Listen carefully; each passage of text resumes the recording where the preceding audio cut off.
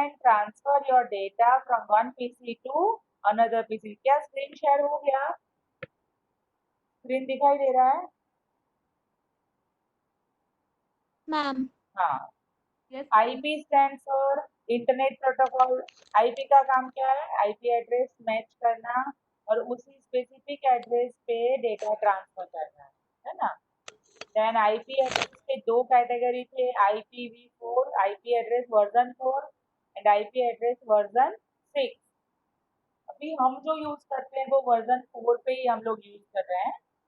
Then FTP file transfer protocol, ये कब follow होता है? जब आप नेट से कोई फाइल डाउनलोड करते हो या आपको ईमेल के थ्रू फाइल किसी और को फॉरवर्ड करना है। एट दैट टाइम फाइल को जब हम अपलोड करते हैं, या तो आप यूट्यूब पे कोई वीडियो अपलोड करते हो या फेसबुक पे कुछ अपलोड करते हो, तब जो प्रोटोकॉल यूज होता है या तो अपलोडिंग और at the time of downloading of the file, this protocol has to be satisfied which is called file transfer protocol. Then point to point protocol. Point to point protocol is used to connect up connectivity between the devices through a cable. जब आप physical connectivity देखते हो और तभी data transfer करना है, तो वो होता है आपका पॉइंट टू पॉइंट प्रोटोकॉल। फिर HTTP hyper text transfer protocol, use to hyper text pages over the internet, means this protocol provides the facility to access the web pages. समझ में आया? सबको आवाज आ रही है? कोमल,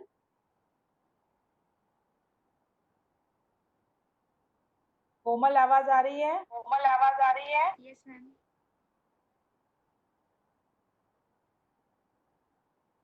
कोमल तुम्हारी आवाज मुझे नहीं आ रही।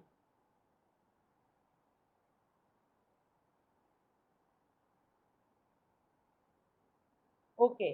उसके बाद देखा था हमने telnet. Telnet stands for tele communication protocol. Tele communication network यानी कि a network protocol that allows a user on one computer to log into another computer, यानी कि ये फैसिलिटी प्रोवाइड करता है।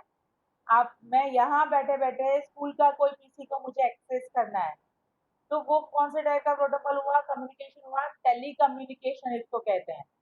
ओके। और उसके लिए सॉफ्टवेयर होते हैं जैसे कि टीम व्यूअर, अगर आपने नाम सुना हो। TeamViewer is one of the software which is used for this kind of computer access. Remote computer access करने के लिए यूज होता है। एक प्लेस पे बैठे बैठे आप दूसरी प्लेस का कंप्यूटर एक्सेस कर सकते हो। उसके लिए जो सामने वाला पीसी है उसको अपना आईडी शेयर करना पड़ेगा, तो उस सॉफ्टवेयर से तो हाँ हम कर सकते बेटा, यहाँ से बैठे बैठे जैसे स्कूल का पीसी ऑन है और वहां पे मुझे कोई सॉफ्टवेयर इंस्टॉल करना है, तो मैं यहाँ बैठे बैठे दो एक सॉफ्टवेयर होता है जो मुझे अपने पीसी में भी डालना पड़ेगा और स्कूल वाले पीसी में भी डालना पड़ेगा, जिसको हम कहते हैं, उस सॉफ्टवेयर का नाम है टीम व्यूअर। एक्चुअली बहुत सारे सॉफ्टवेयर है बट उसमें से कुछ कॉमन सॉफ्टवेयर मैं आपको दिखा रही हूँ, जिसमें से है मैम। एक सॉफ्टवेयर है टीम व्यूअर। मैम, हाँ अभी तो स्कूल बंद है तो पीसी लैब भी बंद होगा। अभी भी आप कर सकती हैं ये काम? नहीं तो नहीं हो सकता, पीसी ऑन होना चाहिए दोनों अच्छा, हाँ, जगह का फिर ठीक। पीसी ऑन होना चाहिए, है ना। हम्म। लैब में पीसी ऑफ है तो हम नहीं कर सकते हैं। बट ये पता है जनरली कब यूज होता है? जैसे कोई सॉफ्टवेयर नया लॉन्च हो रहा है, तो वो लॉन्च हो रहा है दिल्ली से, जैसे केवीएस ने कोई सॉफ्टवेयर लॉन्च किया दिल्ली से, और वो सॉफ्टवेयर हर केवी में हर पीसी में एक पीसी में इंस्टॉल होना चाहिए। तो जरूरी नहीं कि बंदा हर स्कूल में पर्सनली जाए, वो वहां बैठे बैठे हर स्कूल के पीसी का एक्सेस ले लेगा और वहां बैठे बैठे थ्रू आउट द इंडिया सारे पीसी में सॉफ्टवेयर इंस्टॉल कर सकता है। तो उसके लिए ये वाला सॉफ्टवेयर यूज होता है, that is telnet communication network, और वो है टीम व्यूअर एक सॉफ्टवेयर है, और एनी डेस्क। इसके थ्रू ये सॉफ्टवेयर मुझे दोनों पीसी में डालना पड़ेगा, जैसे दिल्ली से बंदा एक्सेस कर रहा है तो दिल्ली वाले को भी ये सॉफ्टवेयर चाहिए अपने पीसी में और मेरे पीसी में भी ये होना चाहिए। तो जब हम इसको शेयर करना चाहते हैं ना, जब अपने पीसी को, तो आपको एक पासवर्ड देगा, वो पासवर्ड मुझे उसको देना पड़ेगा जिसके थ्रू वो मेरे पीसी को एक्सेस कर सकता है। ठीक है। तो ये दो सॉफ्टवेयर है, टेली टीम व्यूअर और एनी डेस्क। इनके थ्रू आप टेलनेट यानी कि टेलनेट कम्युनिकेशन कर सकते हो, टेलीकम्युनिकेशन नेटवर्क है। ओके, नाउ इसके बाद नेक्स्ट है जीएसएम। जीएसएम स्टैंड फॉर, आपका जो फर्स्ट जनरेशन कंप्यूटर मोबाइल्स आए थे ना, जिसमें जीएसएम टेक्नोलॉजी होनी चाहिए थी, यानी कि global system for mobile communication is a digital mobile telephony system that digitizes and compresses data, then sends it down a channel with two other streams of user data each in its own time slot. यानी कि this is the technology used for first generation computers, first generations mobile communication. Okay, तो ये आपका हुआ GSM technology. मैं अभी आपको 1G 2G 3G 4G technology बता रही हूँ, उसमें आप ये चीजें देखोगे। फिर सीडीएम है, सीडीएम है उसके नेक्स्ट जनरेशन में आया था, code division multiple access is a digital air interface standard. ये भी एक रूल है, claiming 8 to 15 times the capacity of traditional analog cellular system। Analog cellular system यानी कि जो टेलीफोन पहले, जो पता है फर्स्ट जनरेशन जो मोबाइल थे ना, अगर आपके पेरेंट्स को पता हो तो पूछना, उसमें एकदम नॉर्मल मोबाइल था, भले ही वो वायरलेस कनेक्शन था, but you can only communicate through your audio signal. That is first technology. उसके बाद थोड़ा सा एडवांस हुआ, जिसमें आप टेक्सचुअल मैसेज भी कर सकते हो प्लस एमएमएस फॉरवर्ड कर सकते हो। तो अगर जब आपको टेक्सचुअल मैसेज या मल्टीमीडिया मैसेज फॉरवर्ड करने हैं, then then you require this technology, that is code division multiple access, यानी कि एक साथ मल्टीपल डेटा मूवमेंट कर सके, ट्रांसफर हो सके, उतनी स्पीड उसको मिल सके, इसलिए ये वाली technology I. Okay, each user is separated by a unique code, each user is separated by a unique code, all users can share the same frequency band, it is a spread spectrum technology। Okay, through audio video दोनों signal इसमें transfer हो सकते हैं। उसके बाद देखा था हमने जीपीआरएस।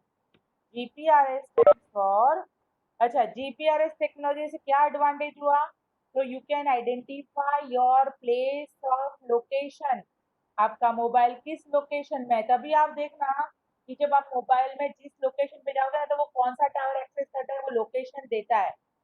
जैसे आप गूगल में भी ढूंढोगे ना, कुछ भी सर्च करोगे, तो लास्ट में मोबाइल में नीचे दिख के आएगा यू आर इन सिलवासा।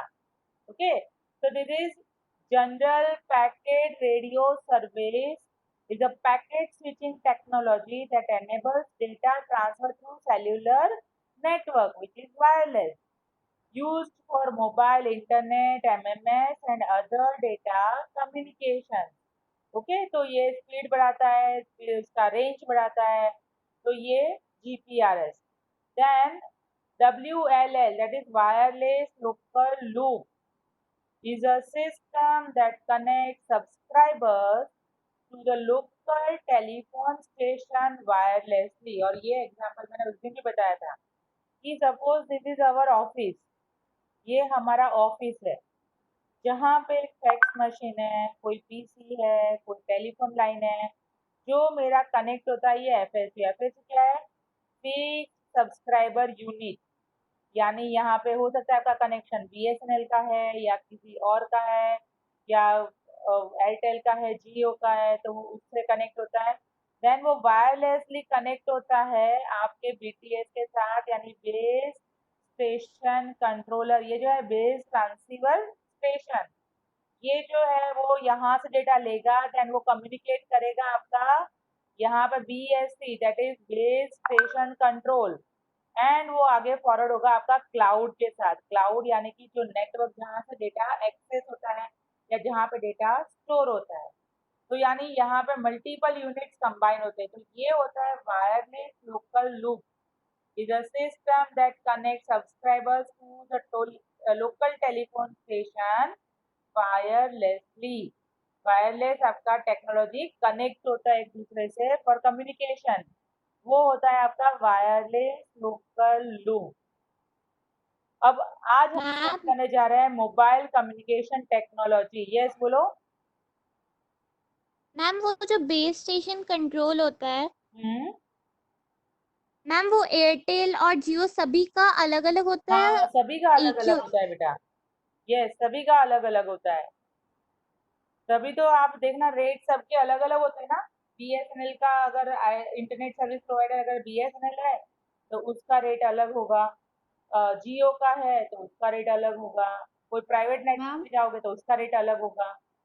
है ना, सबका अलग अलग रहता है वो। मैम हाँ मैम ये जो बेस जो वो जो भी है उसी को हिंदी में टावर बोलते हैं ना? हाँ, वही वही वही।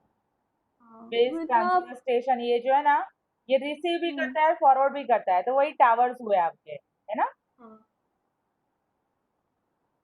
ओके। तो अब आते हैं mobile technology, mobile telecommunication technology. तो आपको पता है ना अभी हम कौन सा चला रहे हैं, अभी कौन सी टेक्नोलॉजी चल रही है? 1G, 2G, 3G, 4G, 5G? जी। 4G, अभी 4G चला रहे हैं हम लोग, है ना। 5G अभी कमिंग ऑन द वे है, हाईएस्ट स्पीड, है ना। तो 1G, अब ये देखो ये वाले फोन कभी किसी ने देखे हैं? ये वाले फोन, ये 1G टेक्नोलॉजी है। ओके, तो देखो, firstly when wireless generation started it was analog communication। Analog communication कौन सा होता है आपको याद है? मॉडेम यूज होता था analog to digital, digital to analog, right. तो एनालॉग यानी only you can speak, only voice can be transmitted, video signals और टेक्सचुअल्स और images that can not be transferred. तो सिर्फ एनालॉग कम्युनिकेशन पे वर्क करते थे। That generation is 1G। They used various analog modulation for data transfer. Now when the communication migrated from analog to digital, the foundation of latest communication were laid, hence came 2G। यानी सबसे पहले generation कौन सा आया? 1G। अब 1G को देखते हैं। देखो 1G refers to the first generation of wireless telephone technology। 1G का 1G stands for first generation a mobile telecommunication which was first introduced in 1980s। ये कब आया था? In the year of 1980s and completed in the year of 1990s। early 1990s में ये technology का era finish हो गया। then it came with the 2G technology। now its speed was up to 2.4 kbps। देखो कितनी कम speed है, 2.4 kbps, यानी कुछ नहीं है अभी तो। allowed the voice calls in one country and within the country only you can communicate, and that is also only voice calls, no textual messages, nothing. Okay, it is used analog signal, and AMPS was first launched in USA in 1G mobile system। Okay, uh, एक minute. Okay, तो यहाँ कुछ और point बता रही हूँ। देखो, एक साथ दो दो प्रेजेंटेशन दिखा रही हूँ जहां से अच्छा कंटेंट हमें दोनों एक साथ आपके साथ शेयर हो जाए एक ही बार में। देखो, multiple access. Yes, first generation, first generation used for voice calls as analog signals। first point, no data was transmitted other than the voice। technology used is AMPS, that is advanced mobile phone system। AMPS technology यानी कि advance mobile phone system. पहले क्या था? Wired phone system use करते थे हम लोग, simply BSNL के टेलीफोन। बट उससे एक एडवांस हुआ ना, 1G में क्या किया? एटलीस्ट वायरलेस टेक्नोलॉजी आ गई। You can move anywhere without with your phone. Then AMP was a voice only network operating on 800 megahertz. और 1G की टेक्नोलॉजी की स्पीड कितनी थी? Only up to 2.4 kbps। Poor voice quality, अगर network से थोड़ा भी बाहर निकल गए तो वॉइस क्वालिटी क्या हो जाएगी? Poor. Then large phone with limited battery life and no data security. Okay, तो ये कुछ उसके डिसएडवांटेज भी थे। तो फर्स्ट जनरेशन कंप्यूटर के फीचर्स समझ में आए। Now going to the this first generation technology, इसके ड्रॉबैक्स देखो। ड्रॉबैक्स में सबसे पहला ड्रॉबैक क्या है, अब तुम लोगों को खुद ही याद हो जाना चाहिए। पहला क्या था, पुअर वॉइस क्वालिटी, यानी प्रॉपर नेटवर्क मिला तो वॉइस ट्रांसफर करेगा, अगर नेटवर्क नहीं मिला तो बिल्कुल डेटा ट्रांसफर करेगा नहीं। पुअर बैटरी लाइफ, बहुत जल्दी इसकी बैटरी खत्म हो जाती थी, तो battery life is very poor. Phone size is very large. No security of data, because radio signals पे वर्क करते हैं तो वो कोई भी उसको एंटेना से एक्सेस कर सकता था। Limited capacity, at a time only one-to-one communication is possible. Poor handoff reliability. Okay, so these are few drawbacks of your first generation telecommunication. Okay, then first generation के बाद अब start हुआ आपका 2G technology. 2G stands for second generation. अब second generation में क्या features आए, तो basic fundamentals आए। Okay, poor hand of reliability, hand of reliability mean 1-to-1, अगर बाय मिस्टेक आपसे गिर भी गया तो फोन का क्या हो जाएगा, फोन डिस्ट्रॉय हो जाएगा। ओके, तो बहुत ही केयरफुली इसको यूज करना पड़ता था। Then 2G technology, 2G technology stand for second generation technology, और इसमें अभी आ गया GSM। What is GSM?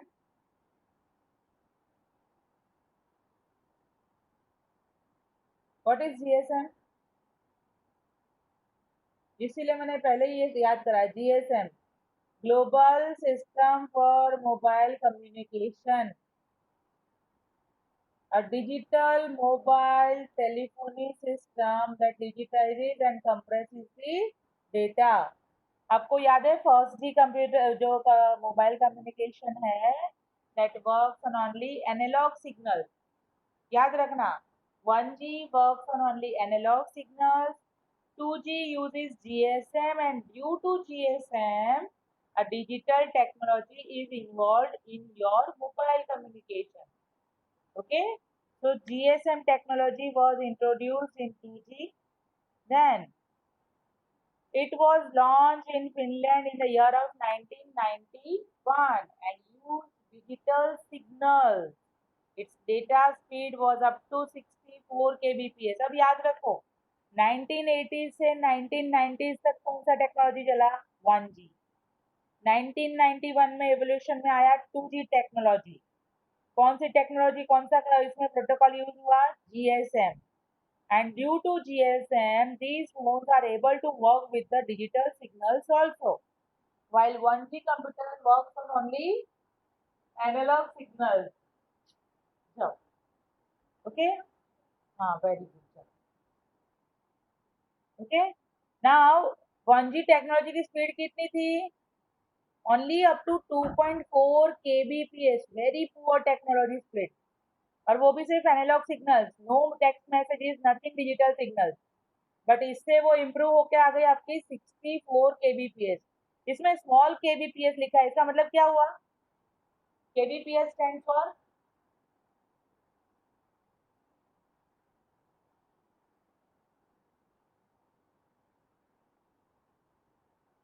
Kilo bits. Yes, kilo bits पर सेकेंड, ये वाला पॉइंट याद रखना, मैंने इसीलिए पूछा। कैपिटल बी होता है तो किलो बाइट्स होता है, और स्मॉल बी है दैट मीन्स बिट्स।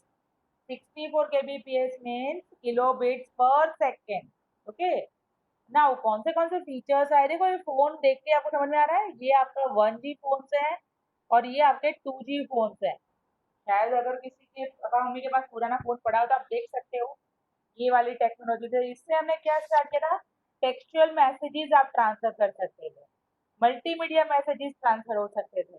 ओके, तो features, which features are included in this phones are, number 1, it enables services such as text messages, picture messages and multimedia message, यानी कि स्मॉल ऑडियो वीडियो का एक combination बना के आप भेज सकते थे, या तो पिक्चर मैसेजेस भेज सकते थे या तो normal text messages. It provides better quality and capacity compare to your 1G communication. Okay, drawback, what are the drawback of this, तो ड्रॉबैक में सबसे पहले 2G requires strong digital signal to help mobile phones network, यानी कि यहाँ पे digital signals है तो network should be stronger than your analog signals. BSNL का नेटवर्क जो है वो स्ट्रॉन्गर होता है बिकॉज वो एनालॉग सिग्नल को कहीं से भी एक्सेस करेगा, बट डिजिटल के लिए हाई पावर नेटवर्क आपको यूज करने पड़ते हैं। ओके, हाई पावर टावर्स आपको यूज करने पड़ते हैं। If there is no network coverage in any specific area, digital signals would week.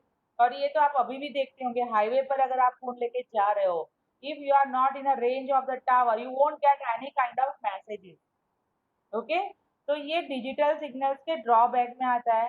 Then these systems are unable to handle complex data such as videos। Multimedia messages क्या होते हैं? Short video messages हो सकते हैं। But if you want to transfer the complete video, जो आज हम करते हैं वो सब कुछ उस 2G टेक्नोलॉजी में पॉसिबल नहीं था। जैसे यूट्यूब से कोई भी वीडियो देखना है तो which is available in 3G and 4G technology, but these features are not available in 2G technology. Okay, so these are few drawbacks of 2G technology.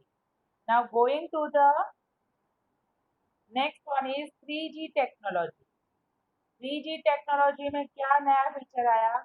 तो 3G technology refers to third generation. सबसे पहले तो third generation introduced in the year of 2000, which is introduced in the year of 2000। तो 10 years का era है। आपने देखा 1G from 1980 to 1990, 2G from 1991 to till 2000, and from 2000 onwards the 3G technology came, which data transfer rate is from 144 kbps to 2 mbps। Speed देखो, 1G में कितनी speed थी? 2.4 kbps, 2G में 64 kbps, और यहाँ पे देखो सीधा 2 mbps तक चली गई। तो स्पीड ऑलमोस्ट कितनी इंक्रीज हो गई आपकी, है ना? तो 3G technology the highest speed हो गई compare to your 1G 2G, typically called smartphones, and features increased its bandwidth and data transfer rates to accommodate web-based applications and audio and video files। तभी वो provide करता है facility to access all web based application. जो application है ना, वो कौन सी technology से आई है? वो 3G टेक्नोलॉजी थर्ड जनरेशन से आई है। So through these technology, through these web applications, you can access audio, video signals, और ये सब कुछ सपोर्ट कर रहा है 3G से। Why? Because it increase the bandwidth। Bandwidth means amount of data transfer within the given amount of time। उस time में कितना डेटा ट्रांसफर करता है, तो वो ये हाईएस्ट डेटा ट्रांसफर करता है, इसीलिए इसमें वो ज्यादा वेब बेस्ड एप्लीकेशन को एक्सेस कर सकता है, ऑडियो सिग्नल्स ट्रांसफर कर सकता है, वीडियो सिग्नल्स ट्रांसफर कर सकता है। ओके, देन इसके कुछ फीचर्स देखेंगे तो it provide faster communication. Yes, अगर कंपेयर करते हैं 1G 2G से, तो ये कम्युनिकेशन फास्टेस्ट हो गया इसका, क्योंकि स्पीड ही देखो आप 144 kbps टू 2 mbps की स्पीड है, तो कम्युनिकेशन स्पीड ही ऑलमोस्ट ट्रिपल फोर्थ ऑनवर्ड हो गई। देन सेंड और receive large email messages, because इसमें वेब एप्लीकेशन एक्सेस कर सकते हैं, हाई स्पीड वेब और मोर सिक्योरिटी। देन वीडियो कॉन्फ्रेंसिंग कर सकते हैं, 3D गेमिंग खेल सकते हैं, टीवी स्ट्रीमिंग हो सकता है, mobile TV, phone call, large capacities and broadband capabilities, and 11 second to 1.5 minute time to download a 3 minute MP3 song। यानी कि इसमें MP3 सॉन्ग भी आप यूज कर सकते, डाउनलोड कर सकते हो, एंड उसकी स्पीड भी है, कितना टाइम ले सकता है अगर इतने MP3 इतनी साइज का सॉन्ग डाउनलोड करना है। तो ये कुछ उसके फीचर्स भी है। Drawbacks, what are the drawbacks of 3G technology? तो expensive fees for 3G licence service. आपको पता है ना कि इसकी लाइसेंस फीस बहुत ज्यादा है। आपको नेट लेना है, अच्छी स्पीड लेनी है, तो यू हैव टू पे फॉर इट, है ना? तो 3G टेक्नोलॉजी में लाइसेंस फी का आपका ज्यादा पेमेंट हो जाता है। And it was challenge to build the infrastructure for 3G। जहाँ पे भी आपको 3G टेक्नोलॉजी शुरू करना है तो आपको न्यू इंफ्रास्ट्रक्चर क्रिएट करना पड़ेगा। आपने देखा होगा बीच में बहुत ऐड आती थी नेटवर्क एयरटेल की, 4G के towers maximum through out the India हमारे हैं, हमारे यहाँ ऐड दे रहे थे वो लोग, है ना? तो क्या है, इंफ्रास्ट्रक्चर क्रिएट करना है, उसमें इन्वेस्टमेंट लगता है, तभी तो आप बेटर सर्विसेज प्रोवाइड करोगे। ओके, तो सर्विस प्रोवाइडर है ये सारे, एयरटेल, वोडाफोन, जियो, BSNL, वाला known as internet service providers, ISP। तो ये सबको वो इंफ्रास्ट्रक्चर क्रिएट करना पड़ता है। तो 3G is completely costly compared to your 1G and 2G technology. Then high bandwidth requirement, high bandwidth requirement है तो उस टाइप की केबलिंग यूज करनी पड़ेगी। देन एक्सपेंसिव 3G फोन्स भी देखे होंगे आपने, अभी कितने कॉस्टली है। 1G फोन्स देखना आप मार्केट में अभी भी 2000, 3000, 5000 में मिल जाएंगे आपको। But if you want to purchase 3G phones, if you want to purchase 4G phones, it is more, बहुत कॉस्टली होते हैं आपकी ये सारे phone. Okay, then large cell phone, क्योंकि यहाँ पे आपको स्क्रीन पे बहुत सारा डेटा विजिबल हो रहा है, दैट्स व्हाई स्क्रीन क्या हो जाती है, large compare to your previous phones. आप प्रीवियस मोबाइल फोन्स देखो, ये वाले फोन्स देखो, इसमें देखो स्क्रीन कितनी है, ये वाले फोन्स देखो इसकी स्क्रीन कितनी है, और अभी जो हम स्मार्टफोन्स यूज करते हैं उसकी स्क्रीन देखो।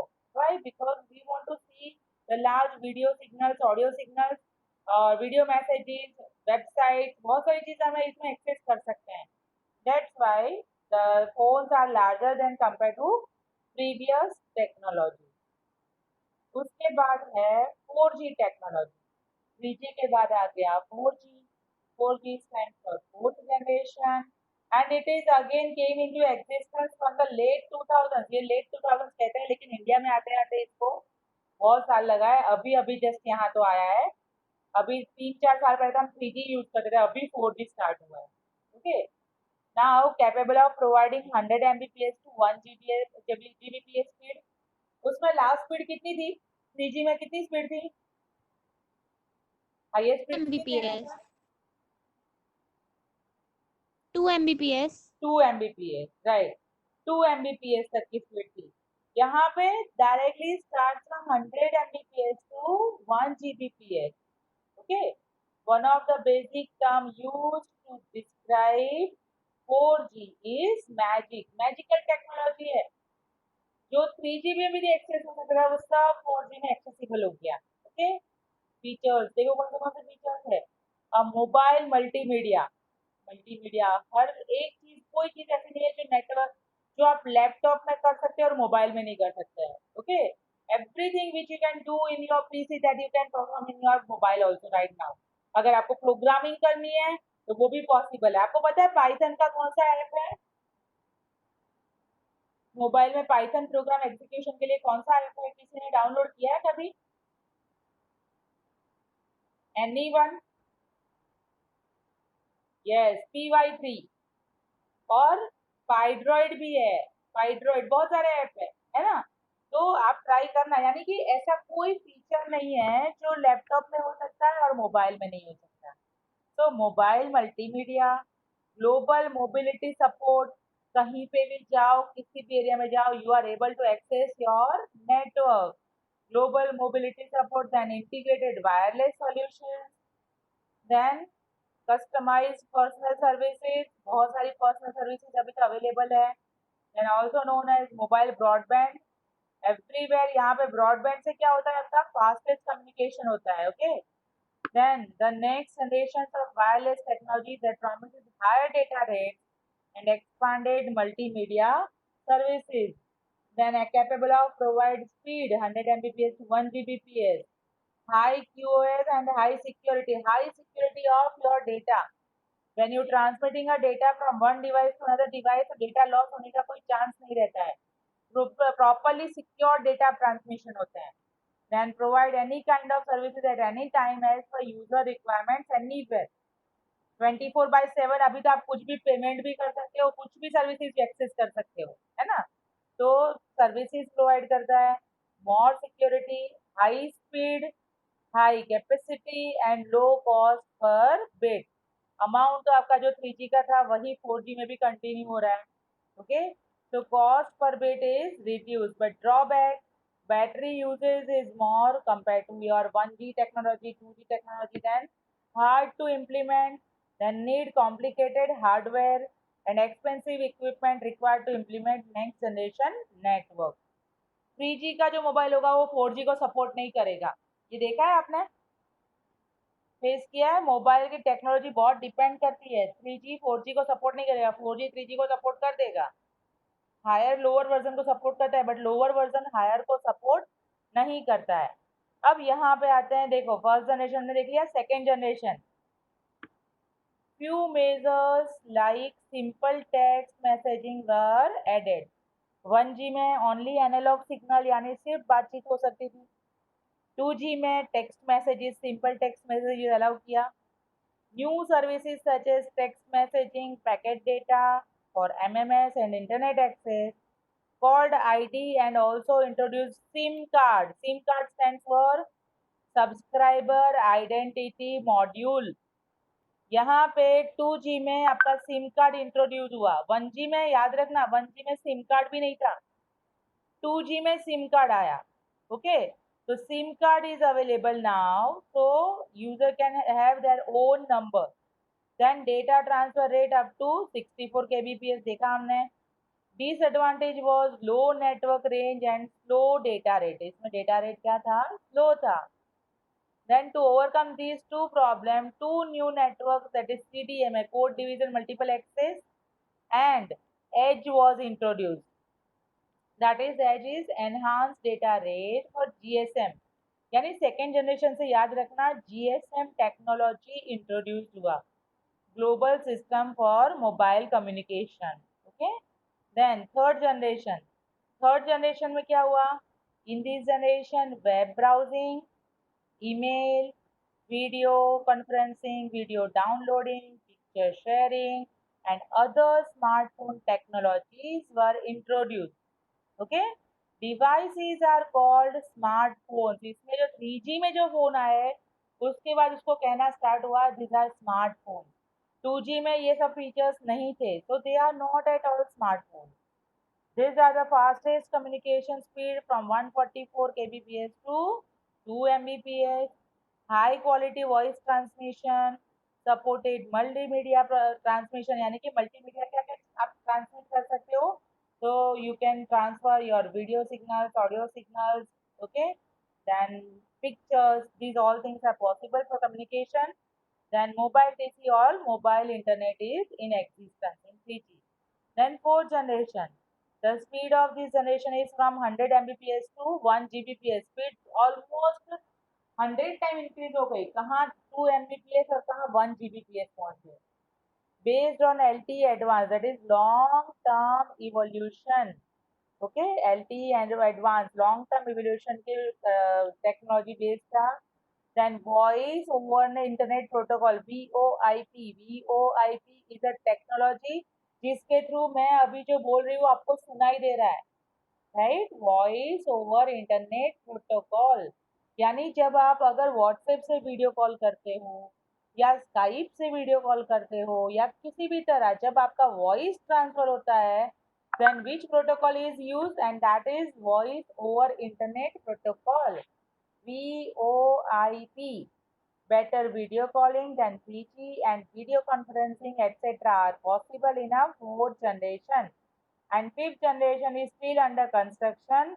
It is yet to be implemented in India, which promises super fast data transfer rate up to 20 Gbps along with energy saving। So they is still under process है अभी India में। okay? तो fifth generation is still going to come. अभी हम जो चल रहे हैं वो फोर्थ जनरेशन में है। ओके, तो ये एक स्मॉल कंपैरिजन है 3G versus 4G। Data transfer rate, तो 3G का 3.1 Mbps सेकंड बोला था, वो 2 Mbps हमने लास्ट देखा था, और यहाँ पे 100 Mbps to 1 Gbps। Internet services इसमें होती है ब्रॉडबैंड और यहाँ होती है अल्ट्रा ब्रॉडबैंड।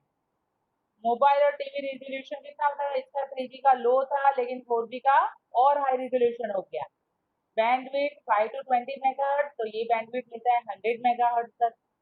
फ्रीक्वेंसी 1.62 गीगाहर्ट्ज, तो यहाँ पे डबल हो गया, तो 8 टाइम्स हो गया, 2 to 8 gigahertz. Download and upload speed, ये तो आप देख सकते हो ookla.com से आपकी डाउनलोड स्पीड कितनी है और अपलोड अपलोड कितना है, उसकी स्पीड फाइंड आउट कर सकते हैं। अब इसके बाद मोबाइल टेक्नोलॉजी, यहाँ तक कुछ डाउट है, यहाँ तक समझ में आया बेटा?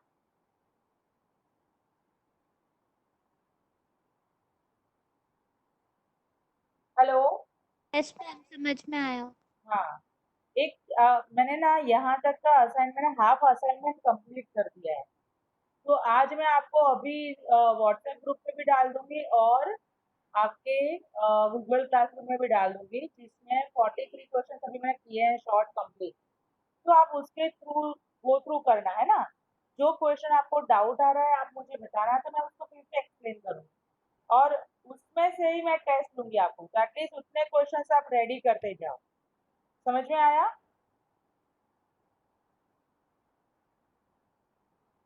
Okay.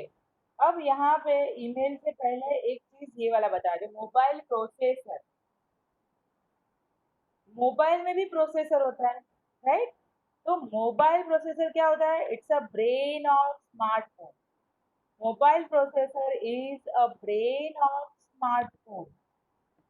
It receives commands, makes instant calculations, plays audio or video, stores information and sends signals throughout the device. आपको पता है ना, कंप्यूटर में भी तो प्रोसेसर होता है।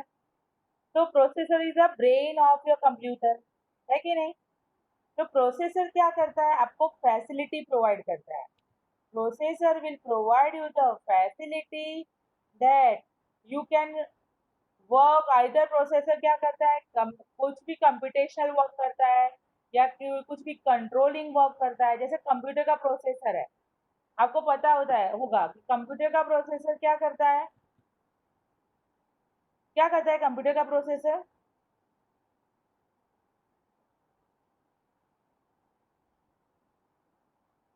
बोलो।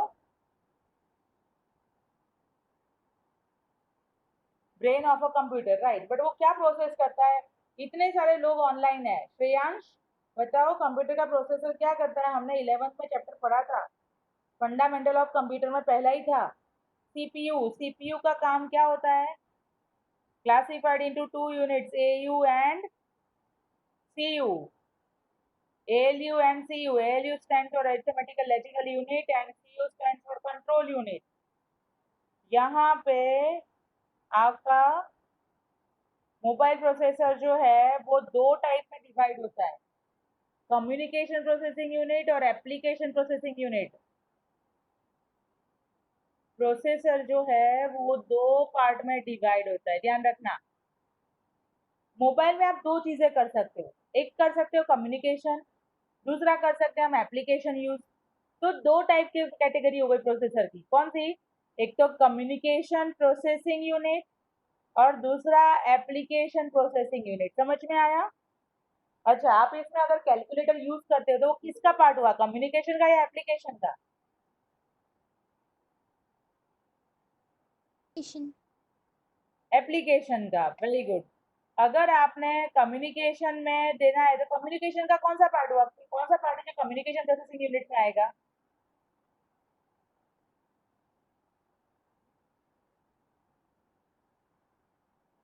अगर सीपीयू बाकी सबको मतलब और पार्ट्स को बोल रहा है तो वो उनके साथ कम्युनिकेट कर रहा है ना। हाँ, अगर हम ऑडियो कॉल कर रहे हैं या वीडियो कॉल कर रहे हैं या हम चैटिंग कर रहे हैं तो वो क्या हो गया, वो कम्युनिकेशन हुआ। Okay, so that part is controlled by communication processing unit. Now popular mobile processors, mobile processors कौन से हैं पॉपुलर? तो Qualcomm, which is Snapdragon 865, then Apple A13 Bionic, then Samsung का ये प्रोसेसर है। तो ये कुछ कॉमन प्रोसेसर्स है। ओके, ये सिर्फ नाम याद रखने के लिए है कि कौन से टाइप के प्रोसेसर्स अभी चल रहे हैं। देन नेक्स्ट आगे देखते हैं, द कम्युनिकेशन प्रोसेसिंग यूनिट। अब सबसे पहले दो पार्ट हमने देखे ना, कम्युनिकेशन प्रोसेसिंग यूनिट और एप्लीकेशन प्रोसेसिंग यूनिट।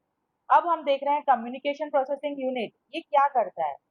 तो it is responsible for making and receiving phone calls. नाम से ही समझ में आ रहा है, कम्युनिकेशन के लिए ये काम करेगा। तो या तो आप फोन करोगे या तो रिसीव करोगे। At that time which unit will work? This communication processing unit on a mobile handset. It works with two subunits. इसके पास दो सब यूनिट होते हैं, RF transceiver and audio subsystem. तो ये आरएफ ट्रांसीवर क्या करता है? तो RF transceiver responsible for connecting SIM card to base station through radio signals, यानी कि सिम कार्ड का जो नंबर है वो आपके टावर को भेजेगा और it's uses networks like 3G 4G या लॉन्ग टर्म एक्सटेंशन, यानी कि हम इन्हीं में से भी तो यूज करते हैं 3G या 4G में से आपका फोन अवेलेबल होगा इन दोनों में से। तो वो सिम कार्ड का नंबर थ्रू द टावर वो ट्रांसफर करेगा आपके बेस स्टेशन को और वहां से वो फर्दर कनेक्टिविटी करेगा। तभी हम जब फोन रिसीव करते हैं तो सामने वाले का नंबर हमें दिखाई देता है ना number. Okay, just because of these RF transceiver. Then audio subsystem. Second one is audio subsystem. So responsible for converting the voice signals, that is analog to digital signals. The audio subsystem receives voice input through inbuilt mic and can produce audio output and send it to built-in speaker. Okay, ये क्या करता है? User जब हम data input करते हैं, जब हम फोन कॉल रिसीव करते हैं और हम कोई फोन करते हैं, तब जो इनपुट होता है हमारे फोन में वो क्या होता है? Audio signals. Audio converted to, audio means analog, converted to digital, then again transfer to your another end. so this task is done by the audio subsystem. ये जो analog to digital conversion and transmission, this task is done by audio subsystem. तो दो part है आपके communication processing unit के, number one RF transceiver and audio subsystem. RF transceiver क्या करता है? Connecting SIM card to base station through the radio signals, okay, and make a connectivity between two physical devices. और फिर जो voice transmission का काम है that is a part of audio subsystem. अब दूसरा था application processing unit. Application processing unit क्या है? तो it is responsible for performing operations like making calculations, playing music, internet surfing, playing videos, connecting to other device, chat, screenshot making, video, saving data, etc. ये सारा काम किसका है? Application processing unit का। यानी अदर देन फोन कॉल्स आप कुछ भी यूज करते हो, चाहे आप अपने मोबाइल में गेम खेल रहे हो, चाहे आप अपने मोबाइल का कैलकुलेटर यूज कर रहे हो, अपने मोबाइल का कोई इंटरनेट एक्सप्लोरर यूज कर रहे हो या वेब ब्राउजर यूज एक्सेस कर रहे हो या कोई भी एप्लीकेशन यूज कर रहे हो, अदर देन फोन कॉल्स आप जो भी यूज कर रहे हो that is a part of application processing unit. वो काम कौन करता है? Application processing unit. I hope इतना समझ में आया।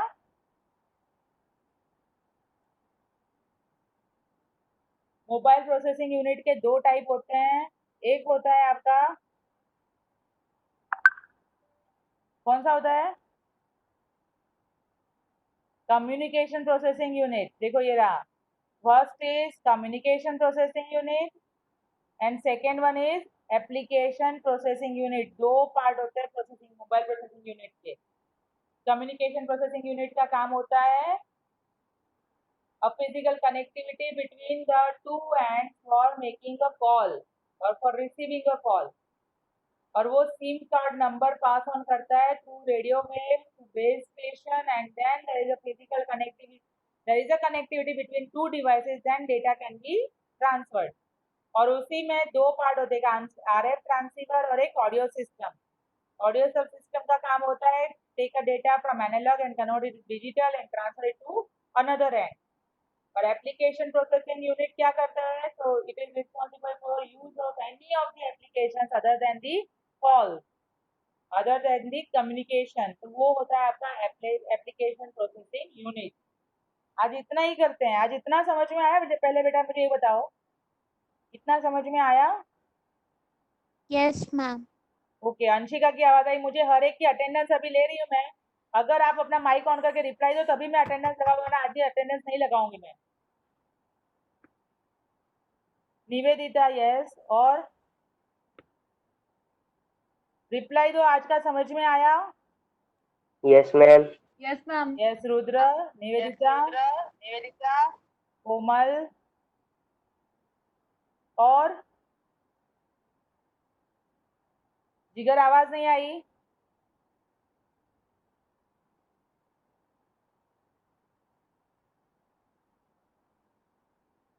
ओके, श्रेयांश, अनीश,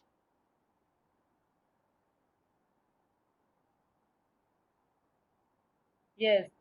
तो आज मैं आपको इसके कुछ क्वेश्चंस देती हूँ। बताओ मुझे, मेरे पास 43 क्वेश्चंस है, बोलो कितने क्वेश्चंस का आज टेस्ट लूँ? आप 43 के 43 कर लोगे या 20 क्वेश्चन करोगे आज? 20, ग्रेट। 10 में से 10 थोड़ी ना पूछूंगी बेटा। 10 में से कितने क्वेश्चन आएंगे फिर? 20 क्वेश्चन है ना, जो देखो 43 क्वेश्चन भेजूंगी अभी, उसमें से 20 क्वेश्चन पढ़ लेना आप, और उसी में से आज का टेस्ट होगा। डन? ओके, टेस्ट आप अब जब भी फ्री हो आप कर लेना अटेम्प्ट। मैं थोड़ा बनाऊंगी, अभी टेस्ट भी बनाऊंगी, तो उसके बाद आप जब भी फ्री हो टेस्ट अटेम्प्ट कर लेना। आज के दिन में कंप्लीट करना, मैं टाइमिंग डाल दूंगी 8 o'clock, इवनिंग 8 o'clock तक का टाइम रहेगा, ठीक है? तो 20 क्वेश्चन आज कर लेना, तो रोज इतने इतने क्वेश्चन करोगे तो अच्छे से यूनिट हो जाएगा। और आज बेटा जितना मैंने ये वाले नोट्स तो मैंने भेज दिए है, ये वाले नोट्स आपके पास है, तो यहाँ तक आप कंप्लीट कर देना। कल से हम स्टार्ट मैम वो करेंगे ग्रे वाले से। हाँ बेटा, वो ग्रे वाले नोट्स हाँ ये वाले नोट्स कंप्लीट कर देना, ठीक है? मैम, ये ये वाले नहीं, की ग्रे मैंने वाले पूरी, नोट्स जिससे हाँ आप बेटा, पढ़ा रही थी, ये वाले नोट्स। नहीं नहीं ये वाले नहीं, जो पहले भेजे हैं ना, ये वाले व्हाइट वाले। मैम वो तो हो गया, मतलब वो लिखना ऑलमोस्ट हो चुका है। पूरा लिख लिया आपने? जहां तक आपने पढ़ा है वहां तक पूरा लिख लिया। हाँ वही वही, जहां तक पढ़ा रही हूँ उतना ही लिखना है, पूरा नहीं लिखना है। जितना मैं नहीं, पढ़ा पूरा रही नहीं हूँ उतना लिखना। लिखते जाओ, हाँ। नो मैम, मैं बोल रही थी कि वो ग्रे वाले नोट्स भी अच्छे हैं बहुत, वो भी सेंड कर दीजिएगा। हाँ हाँ, नहीं वो भी मैं भेज देती हूँ बेटा, वो वाली भी बहुत अच्छी है, और वो मैं रिवाइज, वापस रिवीजन पूरा ये खत्म होने के बाद एक शॉर्ट रिवीजन, फास्ट रिवीजन भी हम करेंगे, है ना? ठीक है, ओके। तो और कोई डाउट? तो आज की क्लास यहीं फिनिश कर रहे हैं, कल 11 o'clock फिर से। ओके, चलो बाय।